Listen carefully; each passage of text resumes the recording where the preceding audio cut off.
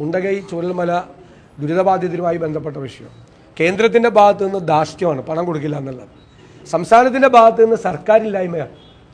4.5 മാസമായി അവിടെ പുനരധിവാസത്തിന് വേണ്ടിയിട്ടുള്ള സ്ഥലം പോലും കണ്ടുപിടിക്കാൻ പറ്റിയിട്ടില്ല. ഇപ്പോൾ ദുരിതബാധിതരുടെ പട്ടിക അബദ്ധ പട്ടികയാണ് ഉണ്ടാക്കിയിരിക്കുന്നത്. LP സ്കൂളിലെ പിള്ളേരെ ഏൽപ്പിച്ച അവർ ഇതിനേക്കാൾ നന്നായിട്ട് പട്ടിക ഉണ്ടാക്കി കൊടുത്തേനെ. ദുരിതബാധിതരുടെ പട്ടിക ഇത് ആയിരക്കണക്കിന് ആളുകളൊന്നുമില്ലല്ലോ ദുരിതബാധിതർ, അല്ലേ? ആയിരക്കണക്കിന് ആളുകളൊന്നുമില്ലല്ലോ, പരിമിതമായ ആളുകളാണ് ദുരിതബാധിതരായിട്ടുള്ള ആളുകൾ. ആ ദുരിതബാധിതരുടെ പട്ടികയിൽ പോലും 100 പേരുടെ പേര് ഇരട്ടിപ്പാണെന്നാണ്. അപ്പം ഒരു സൂക്ഷ്മതയില്ലാതെ കൈകാര്യം ചെയ്യുകയാണ്. 4 മന്ത്രിമാരെ അവർ ചുമതലപ്പെടുത്തി. പ്രധാനമന്ത്രി വയനാട്ടിൽ നിന്ന് പോയതിന് ശേഷം എത്ര നാളായി? ഈ 4 മന്ത്രിമാർ ഒരുമിച്ച് ഇതുവരെ വയനാട്ടിൽ പോയിട്ട് പോലുമില്ല. ഒരു തരത്തിലുള്ള പുനരധിവാസ പ്രവർത്തനങ്ങളും അവിടെ നടക്കുന്നില്ല. പരിതാപകരമായ അന്തരീക്ഷമാണ്. ഇതെല്ലാം ആരംഭശൂരത്വം മാത്രമായിരുന്നു എന്ന് കാണിക്കുന്ന രീതിയിലാണ് ഈ മുണ്ടകയിലെയും ചൂരൽമലയിലെയും ദുരിതം.